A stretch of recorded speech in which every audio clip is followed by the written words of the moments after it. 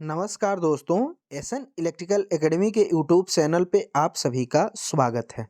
दोस्तों, ये जो पेपर है ये यूपी आरवीएनएल का पेपर है और रिसेंटली एग्ज़ाम हुआ है 21 दिसंबर 2022 का ये क्वेश्चन पेपर है और मॉर्निंग शिफ्ट का है। इसमें से 75 क्वेश्चनों का हम 3 वीडियो में सॉल्यूशन करके चैनल पे अपलोड किया हुआ है।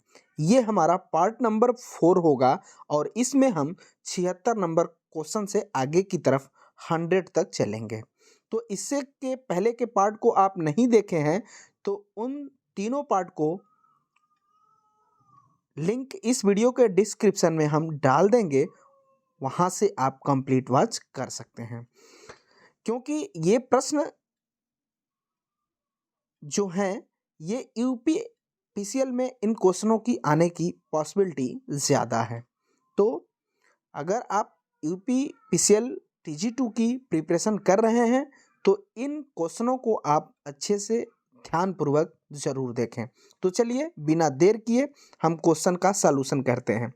पहला जो क्वेश्चन मतलब 76 नंबर जो क्वेश्चन है, इसमें कहा जा रहा है कि SWG पर चालक के आकार को शून्य संख्या से व्यक्त किया जाता है तो उसका व्यास क्या होगा। अब SWG है तो इसका फुल फॉर्म जो होता है स्टैंडर्ड वायर गेज होता है और इसका रेंज की बात किया जाए तो 0 से 36 तक होता है।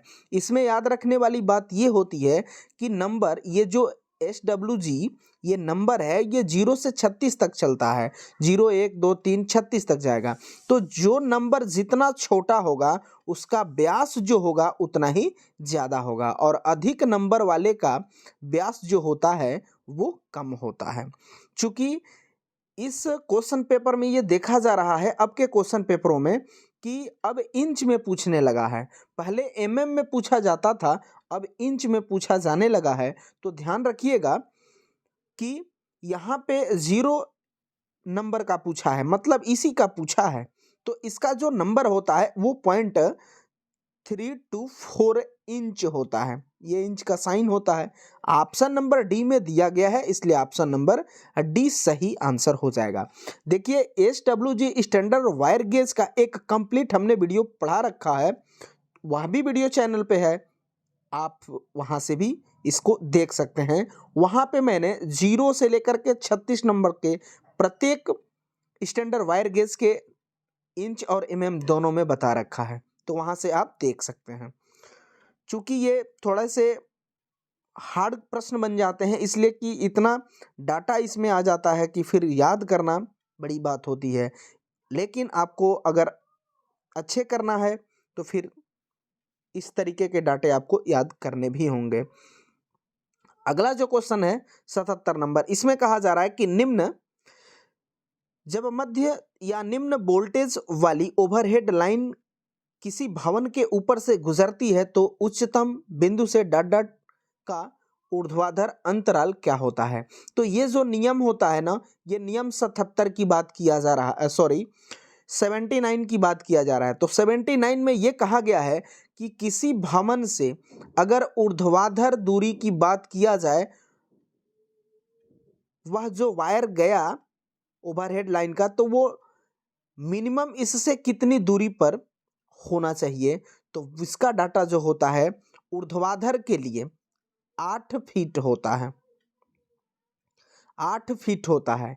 लेकिन अगर क्षैतिज की बात रहता जैसे छज्जा हो जैसे, तो वहां पे 4 फीट हो जाता।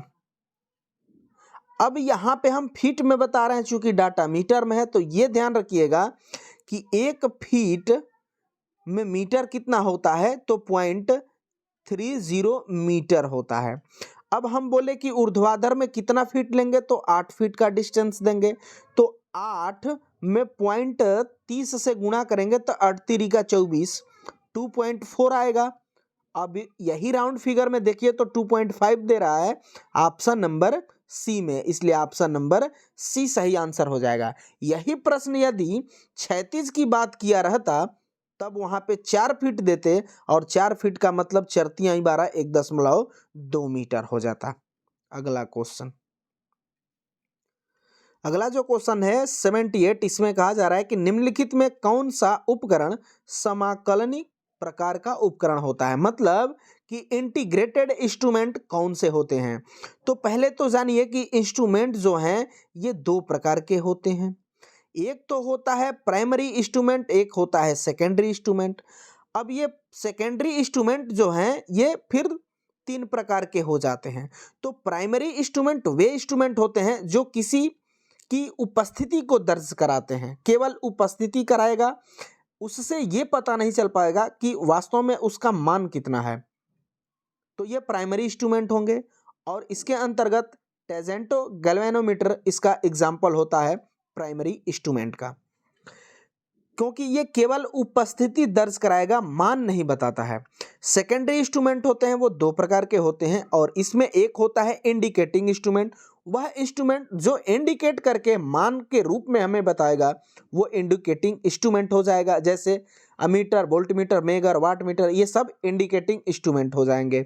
इसके बाद एक रिकॉर्डिंग इंस्ट्रूमेंट आएगा, वह इंस्ट्रूमेंट जो अपने डिस्प्ले पर एक पीरियड का रिकॉर्ड करके हमें रीडिंग देगा, जैसे रिकॉर्डिंग वोल्टमीटर, रिकॉर्डिंग अमीटर, ये सब रिकॉर्डिंग इंस्ट्रूमेंट के अंतर्गत आएंगे। और एक जो हो जाएगा इंटीग्रेटेड टाइप इंस्ट्रूमेंट, यह भी सेकेंडरी के ही अंतर्गत आता है। तो इसमें क्या है कि इसमें एनर्जी मीटर होता है।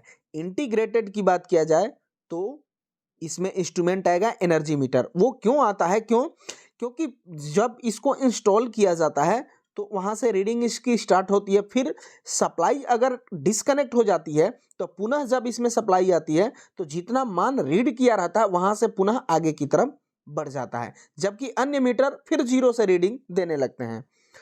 तो इंटीग्रेटेड का मतलब है कि यह पूरे जब से इंस्टॉल हुआ है पूरे पीरियड का हर टाइम टू टाइम कितना एनर्जी का कंजप्शन हुआ है पूरा रीडिंग देता है। इसलिए एनर्जी मीटर एक ऐसा मीटर है जो इंटीग्रेटेड टाइप इंस्ट्रूमेंट की कैटेगरी में आता है, इसलिए ऑप्शन नंबर डी सही आंसर हो जाएगा। अगला क्वेश्चन जो है 79 नंबर, और यही क्वेश्चन जो इस टाइप के क्वेश्चन आपके एग्जाम में ट्रेंडिंग में चल रहे हैं। क्वेश्चन जो है ये अगर कंप्लीट जानकारी नहीं होती है तो फिर इसमें गलती के चांसेस ज्यादा रहते हैं। क्लोज वाइंडिंग के संदर्भ में निम्नलिखित में कौन कथन के सत्य या असत्य होने की पहचान कीजिए। कौन सही है कौन गलत है इसकी पहचान करनी है। तो पहले जानिए कि क्लोज बाइंडिंग, तो ध्यान रखिएगा बाइंडिंग जो आएगी वो दो में आएगी, एक तो होती है क्लोज और एक होती है ओपन। क्लोज बाइंडिंग कहाँ की जाएगी तो वह डीसी मशीनों में की जाएगी। ओपन बाइंडिंग कहाँ की जाएगी तो ये एसी मशीन पर की जाती है, और क्लोज वाली जो बाइंडिंग होगी वो डीसी मशीन पे की जाएगी। इसके बाद डीसी मशीन है क्योंकि क्लोज बाइंडिंग है। अब क्लोज बाइंडिंग में पीच होते हैं, एक तो होता है फ्रंट पीच होता है, एक होता है बैक पीच होता है, एक होता है रिजल्टेंट पीच होता है। तो वहाँ यही बात किया है। तो ध्यान रखिएगा अगर डीसी मशीन में बैक पीच की बात किया जाता है तो बैक पीच भी विषम नंबर में होना चाहिए। फ्रंट पिच की बात किया जाता है तो फ्रंट पिच भी विषम नंबर में होना चाहिए। अब ये आप कथन एक में कह रहा है कि आगे के पिच सम में होने चाहिए, आगे का मतलब फ्रंट पिच की बात कर रहा है, तो फ्रंट पिच भी विषम संख्या में ही होना चाहिए, लेकिन ये सम कह रहा है तो स्टेटमेंट पहला गलत है। दूसरा स्टेटमेंट कह रहा है कि पिछली पिच मतलब बैक पिच हमेशा विषम में होना चाहिए, तो दूसरा स्टेटमेंट सही है। इसका मतलब है कि पहला स्टेटमेंट इसका गलत, दूसरा सही।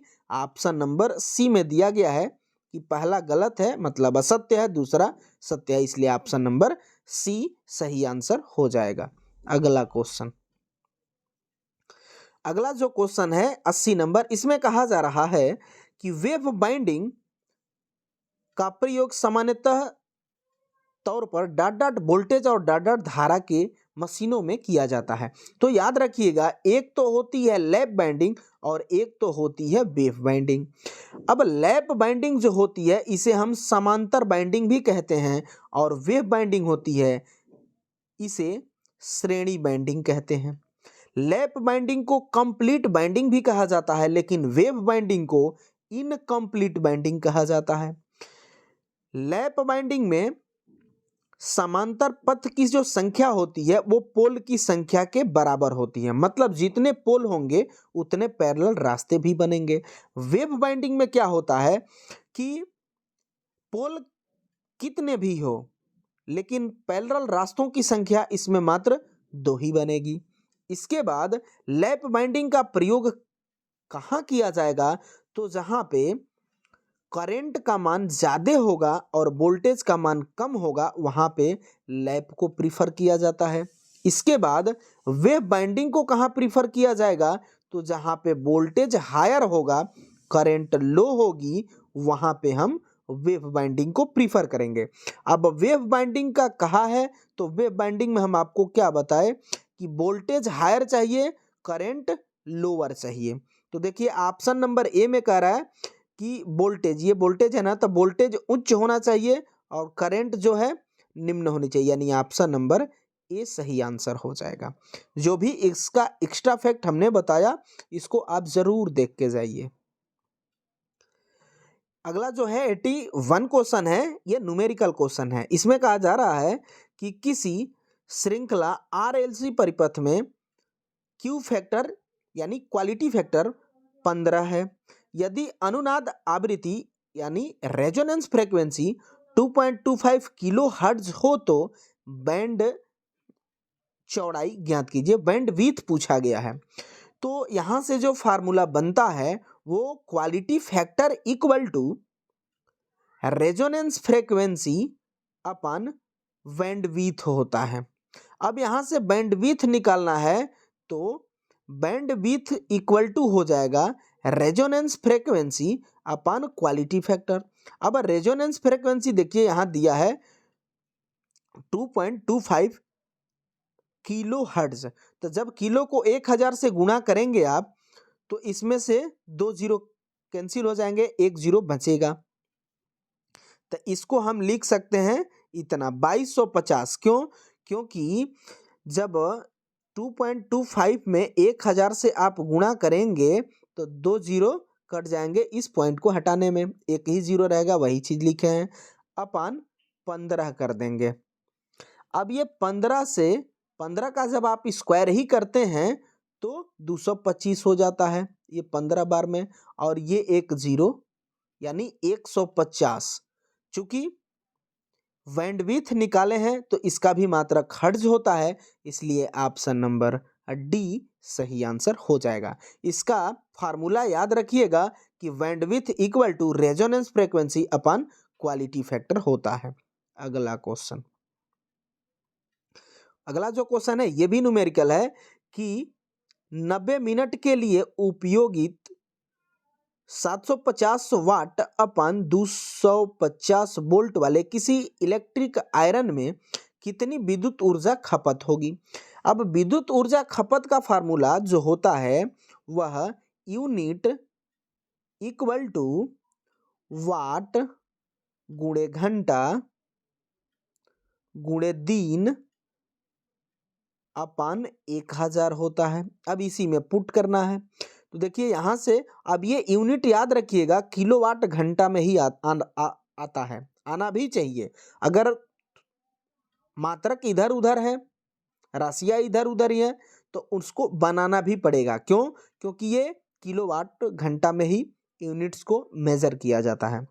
अब इसी में मान आपको पुट करना है, तो वाट देखिए यहाँ पे दिया है 750 इंटू घंटा की बात किया जाए तो घंटा देखिए मिनट में दिया है 90, तो 90 हो जाएगा मिनट, अपन इसको हम घंटा में चेंज करेंगे तो फिर इसमें हम 60 से भाग दे देंगे। अब ये घंटा में चेंज हो जाएगा, हो भी गया। अब इसके बाद वाट हो गया, घंटा हो गया, इंटू दिन।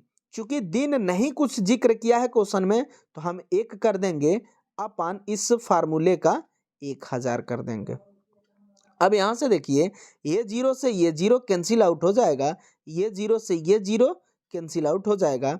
अब यहाँ से करते हैं 15 पाँचे 75, 15 चौका 60।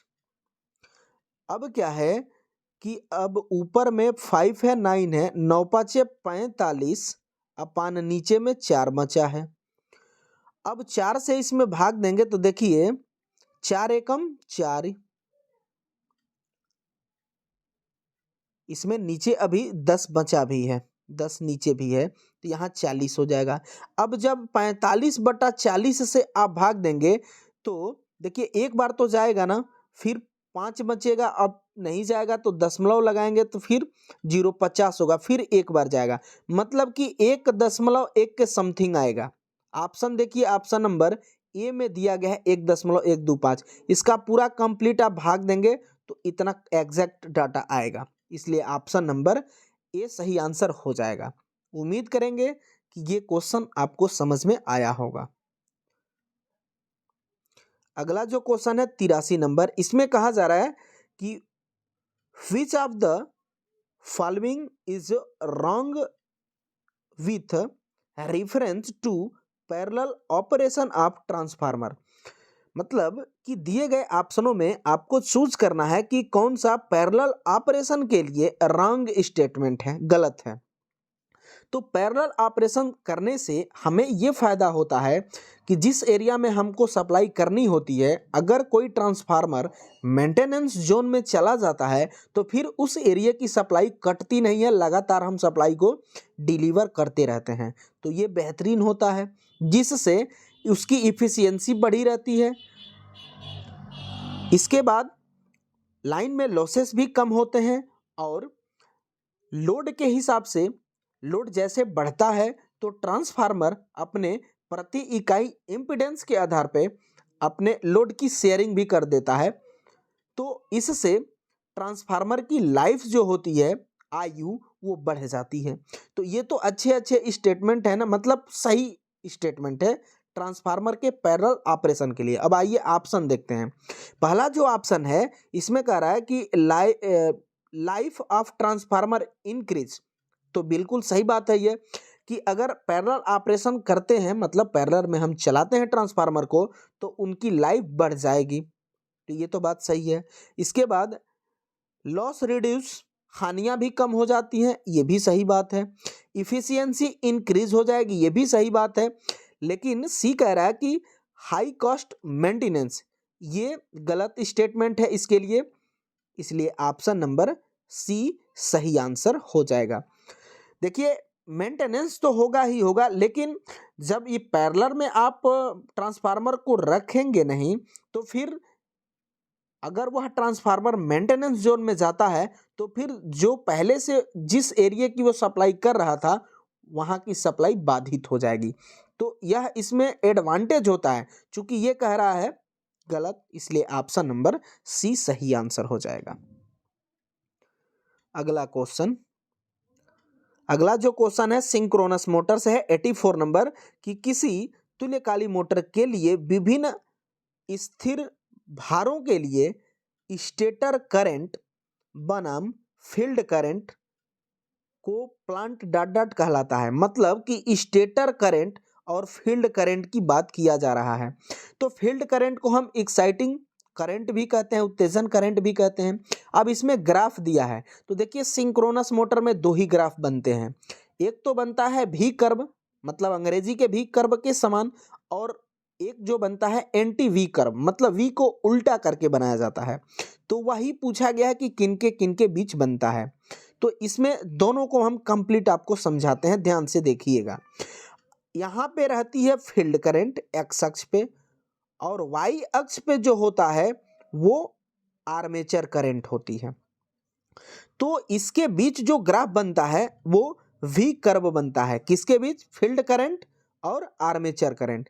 तो फील्ड करंट जो होती है वो फील्ड करंट, इसके हम एक्साइटिंग कॉइल भी कहते हैं, और ये आर्मेचर। तो इसके बीच जो ग्राफ बना वी ग्राफ कहा, और यही चीज यहां पूछा है कि फील्ड करंट, तो फील्ड करंट, स्टेटर करंट यानी आर्मेचर करंट, यानी इसके ग्राफ कैसा भी बना, ग्राफ किस कैसा बना, तो वी कर्व बना, इसलिए ऑप्शन नंबर सी सही है। वी कर्व बनेगा किसके बीच? Field current and armature current के बीच, इसलिए ऑप्शन नंबर सी सही होगा। इसका एक क्वेश्चन और बनेगा, उसको देखिए। वहाँ पर भी हम क्या करेंगे, एक्स अक्ष को और एक वाई अक्ष बनाएंगे। अब एक्स अक्ष पर यहाँ भी फील्ड करंट होगी, लेकिन वाई अक्ष पर यहाँ पावर फैक्टर आ जाएगा, कास फाई आ जाएगा पावर फैक्टर। तो इन दोनों के बीच जो ग्राफ बनेगा वो एंटी वी कर्व बनेगा। वी का उल्टा बनता है तो कुछ यूं बनता है। तो इन दोनों ग्राफ को जरूर याद रखिएगा, यहां से क्वेश्चन बनते हैं और यहां भी इस पूछा है आने वाले एग्जाम में। हो सकता है एंटी कर्व के बीच पूछा जाए तो फिर फील्ड करंट और पावर फैक्टर के बीच बनेगा ये कर्व। अगला क्वेश्चन, अगला जो क्वेश्चन है 84, इसमें कहा जा रहा है कि कौन सा व्यंजक एक संतुलित स्टार या डेल्टा कनेक्शन लोड में पर्याप्त खपत की गई बिजली को दर्शाता है। तो देखिए, स्टार हो या डेल्टा हो, इसमें क्या होता है, स्टार के कंडीशन में, तो स्टार के कंडीशन में line voltage equal to √3 into phase voltage होता है। इसके बाद लाइन करंट फेज करंट के बराबर होती है। वही चीज अब डेल्टा में देखते हैं, तो डेल्टा में इसका ठीक उल्टा होता है, लाइन करंट इक्वल टू यहाँ line voltage equal to phase voltage हो जाता है। अब line current equal to delta में ही √3 फेज करंट हो जाती है, लेकिन दोनों में पावर सेम होता है। अब पावर दो रूप में होती है, एक तो फेज के रूप में होगी और एक लाइन के रूप में होगी, तो दोनों में सेम होता है।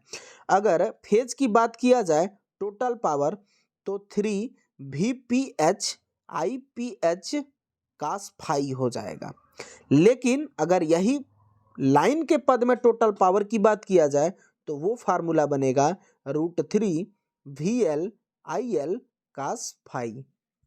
अब देखिए कि ऑप्शन जो दिया गया है वो किस में दिया गया है। अगर फेज में हम ले रहे हैं तो फेज वोल्टेज फेज करंट हमको लेना पड़ेगा और 3 से गुणा करना पड़ेगा, जो कि ऑप्शन सी में देखिए तो लाइन वोल्टेज लाइन करंट कास और इसके बाद साइन फाई, तो ये गलत है, ये भी गलत है, डी ऑप्शन भी, क्योंकि लाइन वोल्टेज लाइन करंट दे रहा है। ऑप्शन नंबर सी सही होगा, लाइन के पद में लेकिन √3 से गुणा होगा, कास फाई होगा, इसलिए ऑप्शन ए बिल्कुल करेक्ट आंसर हो जाएगा। अगला क्वेश्चन, अगला 86 नंबर क्वेश्चन है। इसमें कहा जा रहा है कि निम्नलिखित में कौन सा कार्यस्थल सुरक्षा का एक भाग है। अब कार्यस्थल में दिए गए ऑप्शन में आपको चूज करना है कि कौन सा सेफ्टी के अंतर्गत आएगा।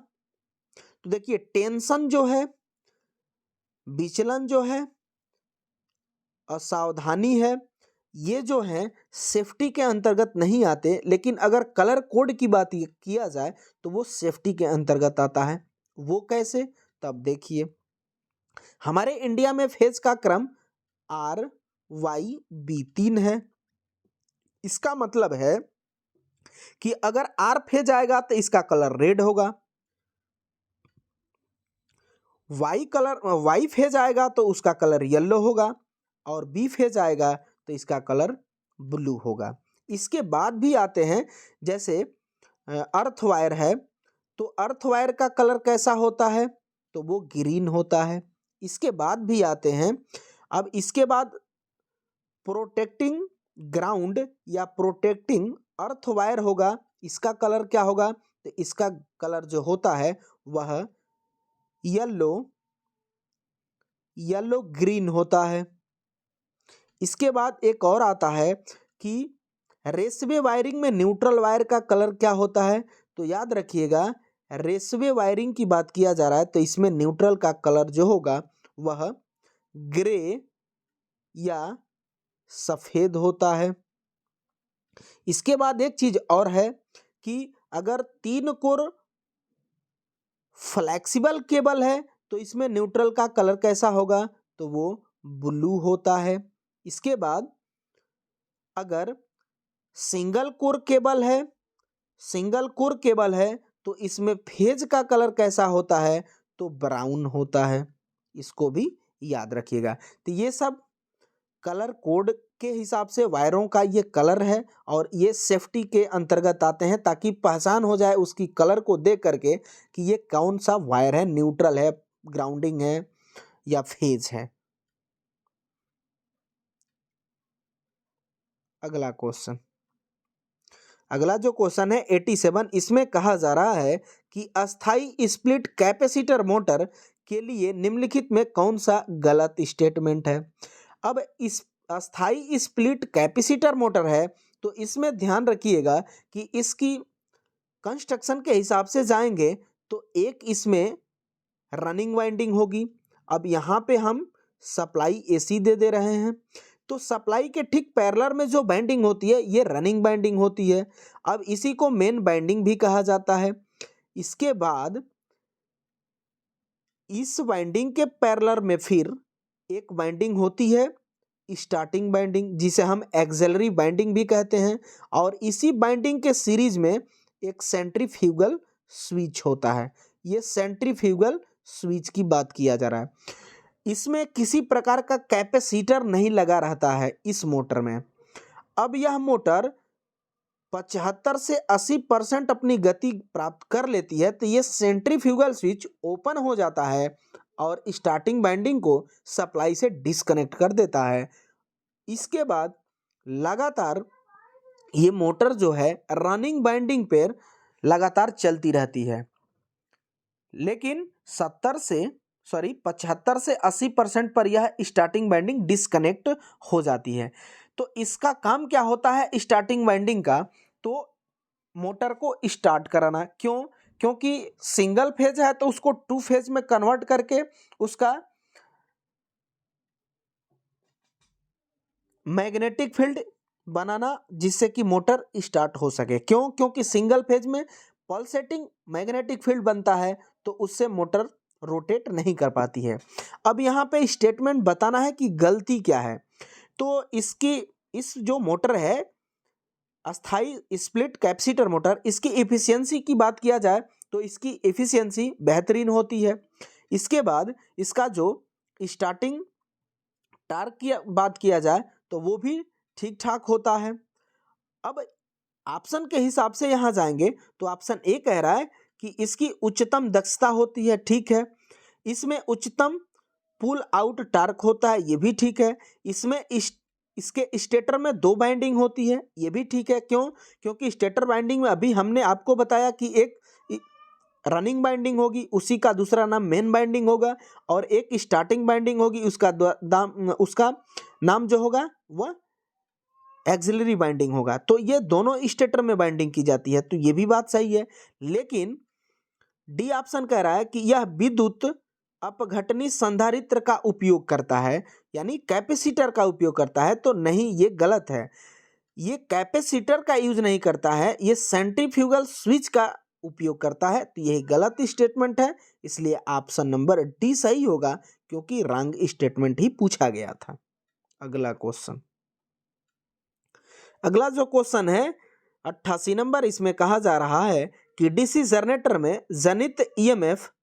के व्युत्क्रमानुपाती होता है। तो जनरेटर में जो इंड्यूस्ड ईएमएफ का इक्वेशन होता है उसको आप देखें तो इजी इक्वल टू हो जाएगा 5ZNP/60A। चूंकि क्वेश्चन पूछा गया है कि ईएमएफ जो होगा व्युत्क्रमानुपाती किसके साथ होगा, तो यही ईएमएफ है, जनरेटिंग ईएमएफ इजी है जनरेटर में। अब यहां से देखेंगे तो ये फ्लक्स के समानुपात बन रहा है, जेड के भी मतलब चालक की संख्या के समानुपाती है, एन जो है इस जनरेटर की स्पीड के समानुपाती है, पी जो है पोल की संख्या समानुपाती है, लेकिन ए के व्युत्क्रमानुपाती है, और ए जो होता है पैरेलल रास्तों की संख्या मतलब समांतर पथों की संख्या, इसके ये व्युत्क्रमानुपाती बन रहा है, जो कि ऑप्शन नंबर सी में दिया गया है समांतर पथों की संख्या के, इसलिए ऑप्शन नंबर सी सही आंसर हो जाएगा। और आप सब इस इक्वेशन को भी याद जरूर रखेंगे। अगला क्वेश्चन बेहतरीन क्वेश्चन केबल का 89 नंबर, इसमें कहा जा रहा है कि केबल के परावैद्युत प्रतिबल में एक समान प्राप्त करने की प्रक्रिया को क्या कहते हैं। केबल में डाइलेक्ट्रिक स्ट्रेंथ जो होता है वह हर लेवल पर समान रखने के लिए हम क्या करते हैं केबल में। आप केबल जानते भी होंगे कि केबल की जब संरचना की जाती है, बनाया जाता है, तो उसमें कितनी लेयर आती हैं, तो इसका ट्रिक्स जो होता है वो सब LPC होता है। सबसे पहले कोर होगी, इसके बाद पेपर इंसुलेशन, इसके बाद लेड सीट, इसके बाद बेडिंग, इसके बाद आर्मरिंग, इसके बाद सर्विंग। सर्विंग जो होती है सबसे बाहरी लेयर होती है और सबसे अंदर ये कोर होता है। इसके बाद लेड सीट एक आती है, ये लेड सीट, इसी का दूसरा नाम मेटालिक सीट होता है। इसका काम क्या होता है, तो कोर में नमी के प्रवेश को रोकना होता है। इसके बाद आर्मरिंग होती है। आर्मरिंग जो होती है GI या एल्युमिनियम की होती है, वह इस संपूर्ण केबल को यांत्रिक चोट और खरोंच से बचाने का काम करती है। अब बीडिंग जो होती है वह जूट या हेसन टेप की बनाई जाती है और यह मेटालिक सीट या लेड सीट को यांत्रिक चोट और खरोंच से बचाने का काम करती है। तो ग्रेडिंग जो होता है ना, वह ग्रेडिंग इस हर लेयर पर डाइलेक्ट्रिक स्ट्रेंथ को समान करना होता है, जो कि अब ये ग्रेडिंग जो होती है भैया कितने प्रकार की होती है, तो दो प्रकार की होती है। एक तो होती है कैपेसिटेंस ग्रेडिंग, और कैपेसिटेंस ग्रेडिंग एक हो जाती है, और इसी का दूसरा नाम जो होता है कंपोजिशन ग्रेडिंग भी होता है। और दूसरी ग्रेडिंग जो होती है इसे हम इंटरसिथ्ड ग्रेडिंग भी कहते हैं, और इसका दूसरा नाम होमोजीनियस ग्रेडिंग होता है। और ग्रेडिंग का मतलब होता है डाइलेक्ट्रिक जो स्ट्रेंथ है हर सतह पे समान करना, बराबर करना। अब यही चीज यहाँ पूछा है कि परावैद्युत में परावैद्युत प्रतिबल को समान करना क्या कहलाता है, ग्रेडिंग कहलाएगी। ऑप्शन नंबर ए सही हो जाएगा। और ग्रेडिंग कितने प्रकार की होती है, तो दो प्रकार की, कैपेसिटेंस ग्रेडिंग, इसका दूसरा नाम कंपोजिशन ग्रेडिंग है। दूसरी जो होती है इंटरसिथ्ड ग्रेडिंग, इसका दूसरा नाम जो होता है वह इंटरसिथ्ड ग्रेडिंग का दूसरा जो नाम होगा वो होमोजीनियस ग्रेडिंग हो जाएगा। अगला क्वेश्चन 90 नंबर क्वेश्चन जो है, इसमें कहा जा रहा है कि एक सीरीज RLC परिपथ में R = 5 ओम और XL इंडक्टिव रिएक्टेंस XL बोलते हैं, इसका मान जो दिया है वह 12 ओम दिया है। तो फिर इम्पीडेंस की गणना करनी है। Z = √R² प्लस XL का स्क्वायर हो जाएगा। अब R का मान दिया है 5, तो √5 का स्क्वायर प्लस XL 12 दिया है तो 12 का स्क्वायर, √5 का स्क्वायर 25 और 12 का 144, तो 144 25 आप जोड़ेंगे तो 169 बनेगा। इसका वर्गमूल निकालेंगे 13 हो जाएगा। ऑप्शन नंबर बी सही आंसर हो जाएगा।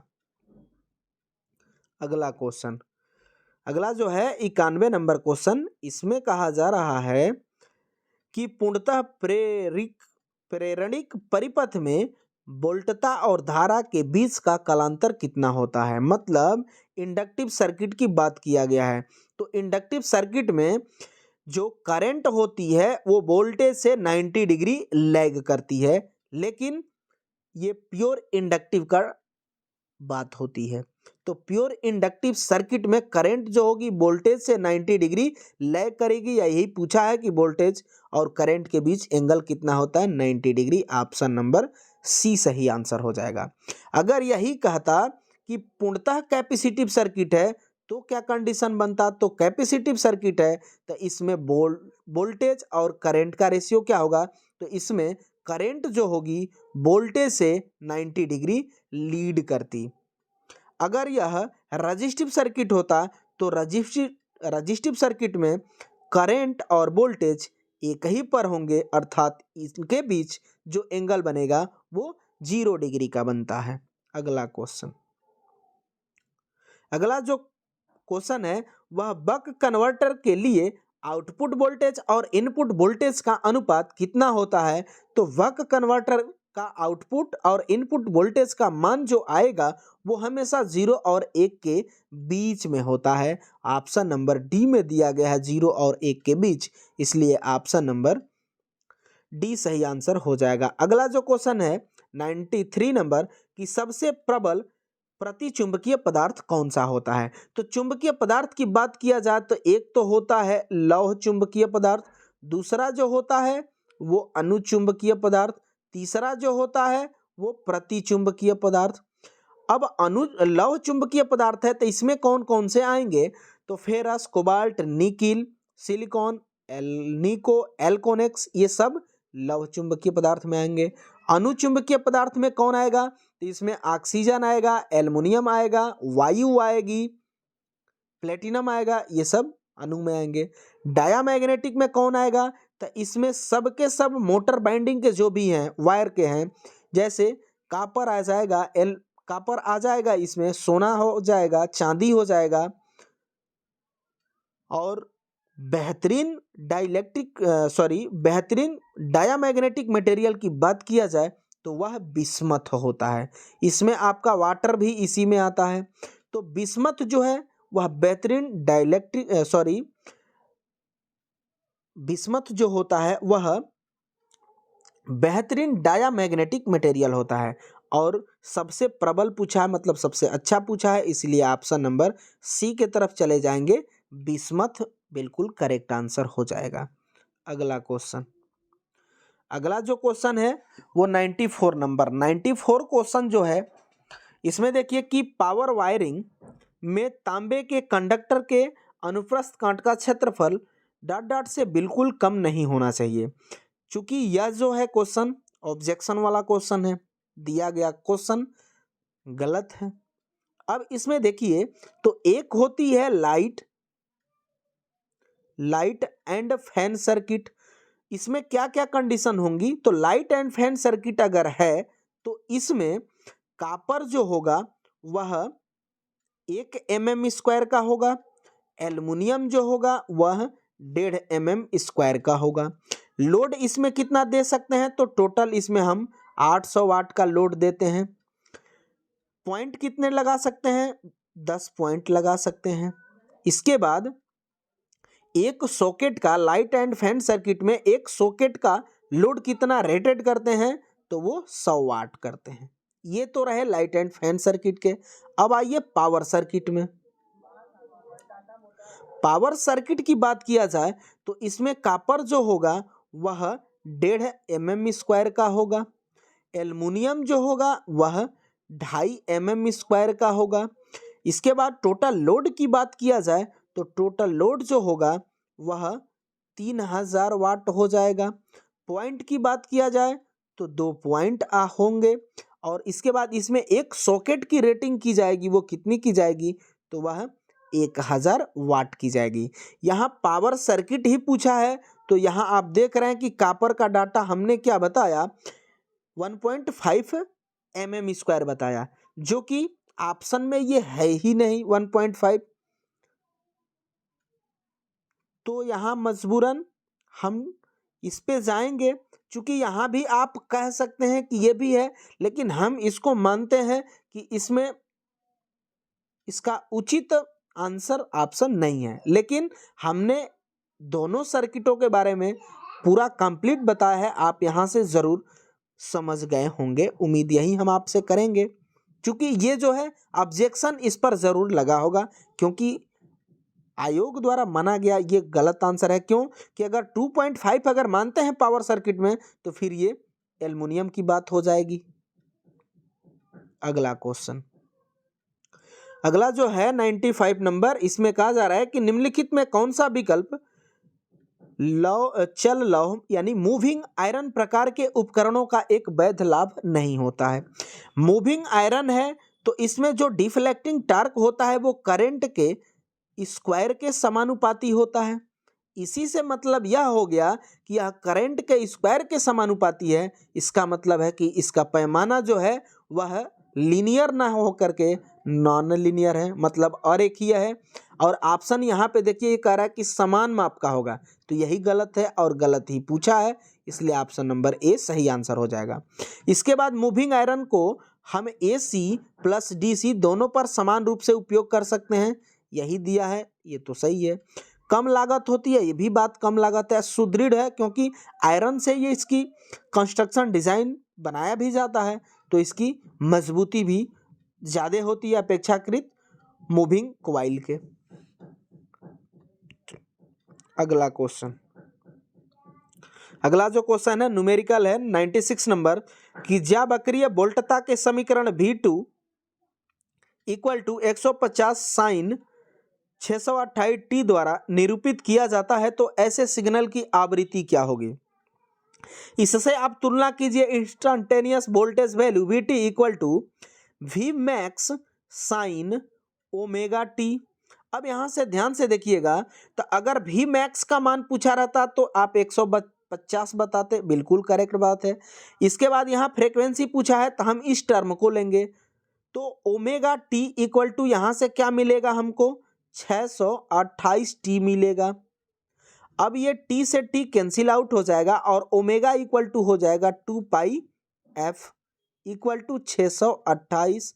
अब 2 इंटू पाई का मान कितना होता है, तो 3.14 इंटू एफ इक्वल टू 628।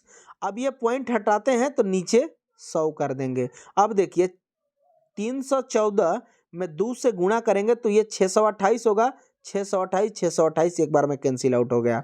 अब ये 100 है तो 100 यहाँ कुछ नहीं है तो 1 है, और 1 में 100 से गुणा होगा तो 100, यानी एफ का मान कितना मिल जाएगा 100। चूंकि एफ फ्रीक्वेंसी है इसलिए इसका मात्रक हर्ट्ज हो जाएगा। ऑप्शन नंबर डी बिल्कुल करेक्ट आंसर हो जाएगा। अगला क्वेश्चन, अगला जो क्वेश्चन है 97 नंबर कि शुष्क सेल में क्रमशः धनात्मक इलेक्ट्रोड डॉट डॉट से बना होता है और ऋणात्मक इलेक्ट्रोड किससे बना होता है। तो याद रखिएगा शुष्क सेल जो होता है इसे हम कार्बन जिंक सेल भी कहते हैं। तो ये किसका बना होगा, कार्बन जिंक बोल रहे हैं, इसका दूसरा नाम होता है तो उसी से इसका नाम निकल जाएगा। यानी जो इसका धनात्मक इलेक्ट्रोड होता है वो कार्बन का बनता है और ऋणात्मक इलेक्ट्रोड जो होता है वो Zn का बनता है, इसीलिए इसका दूसरा नाम जो होता है कार्बन जिंक सेल होता है। ऑप्शन नंबर सी में दिया गया है कार्बन और जिंक, इसलिए ऑप्शन नंबर सी सही आंसर हो जाएगा। इसका ईएमएफ की बात किया जाए तो 1.5 वोल्ट होता है, इसको भी आप जरूर याद रखेंगे।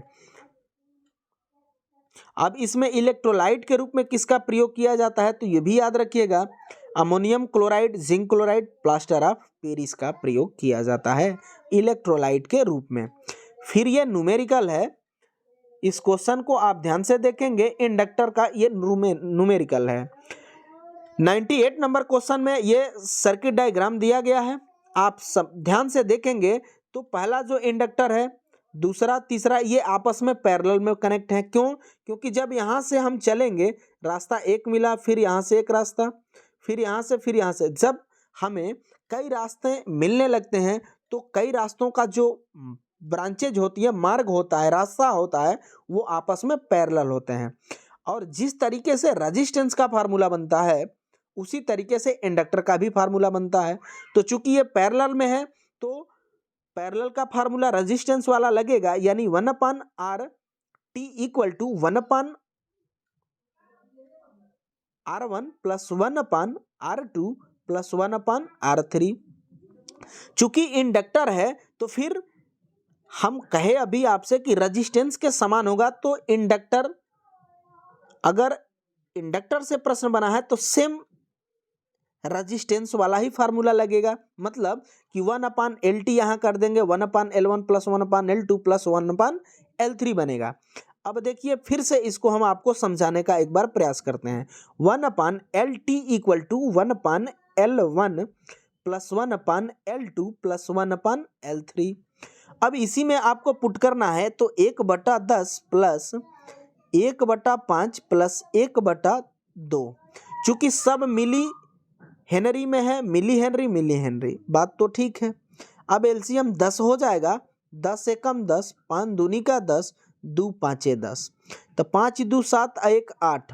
अब LT में और फाइनल अब निकालते हैं LT का मान, तो क्या हो जाएगा, ये उलट जाएगा, 10/5 2 7 1 8 हो जाएगा। अब इसको 2 से कटाते हैं तो 5 हो जाएगा और इसको 2 से कटाएंगे तो 4 हो जाएगा। अब 5/4 है, अब इसमें भाग देंगे तो 4 एकम 4, फिर पॉइंट लगाएंगे 10 बनेगा, 4 दूनी का 8, 4 5 20 मिली हेनरी, यानी ऑप्शन नंबर ए सही आंसर हो जाएगा 1.25 मिली हेनरी। अगला क्वेश्चन, अगला जो क्वेश्चन है 99 नंबर की, निम्नलिखित में कौन सा वोल्टता से अधिक तड़ित के विरुद्ध एक सुरक्षात्मक डिवाइस नहीं है। यहां पूछा गया है कि लाइटनिंग अरेस्टर से, तड़ित से जो बिजली बरसात के मौसमों में होती है, तो उससे कौन एक जो डिवाइस है वो प्रोटेक्शन हमें नहीं देगी। अब देखिए, सर्च एब्जॉर्बर दे रहा है, तो ये तड़ित से सेफ्टी हमें देता है। रॉड गैप ये भी हमें देता है, ट्रांसफार्मर के आसपास लगाया जाता है, सब स्टेशनों पे लगाया जाता है। हार्न गैप ये भी तड़ित से हमें प्रोटेक्शन देता है। रिवाइवेबल फ्यूज जो है ये किटकैट फ्यूज होता है, इसे हम अपने घरों में इंस्टॉल करते हैं, तो ये हमें तड़ित से प्रोटेक्शन नहीं देता है और यही पूछा गया है, इसलिए ऑप्शन नंबर बी सही आंसर हो जाएगा। रिवाइवेबल फ्यूज का दूसरा नाम किटकैट फ्यूज होता है। इसका फ्यूजिंग फैक्टर की बात किया जाए तो 1.4 या 1.7 या 2 तक भी इसका फ्यूजिंग फैक्टर जाता है और इसे हम अपने घरों में लगाते हैं। अगला क्वेश्चन, और ये आज का अंतिम क्वेश्चन होगा 100 नंबर कि डीसी जनरेटर का बाह्य फ्रेम ढलवा इस्पात या वेल्डित इस्पात से बना एक खोखला बेलन होता है जिसे डाट डाट के रूप में जाना जाता है। तो देखिए, इसी की बात किया जा रहा है। ये जो आप देखे स्ट्रक्चर, ये मोटर जनरेटर में ये क्या होता है, तो ये उसका बाहरी भाग होता है जिसे हम फ्रेम भी कहते हैं, योक भी कहते हैं और इसी को बॉडी भी कहते हैं। छोटी मशीनों में कास्ट आयरन की बनती है, लेकिन बड़ी मशीनों में कास्ट स्टील की बनाई जाती है, तो इसे हम क्या कहेंगे, योक कहेंगे। यहाँ योक कहा है, इसलिए ऑप्शन नंबर बी सही आंसर हो जाएगा। लेकिन इसे हम फ्रेम भी कहते हैं, बॉडी भी कहते हैं, इसको भी आप जरूर याद रखिएगा। तो विद्यार्थियों, इस वीडियो में हम 100 तक क्वेश्चन का सॉल्यूशन किए। साथ ही साथ आपसे रिक्वेस्ट रहेगा कि प्लीज़ वीडियो को लाइक कीजिएगा और अपने दोस्तों में भी वीडियो को जरूर आप शेयर कीजिएगा।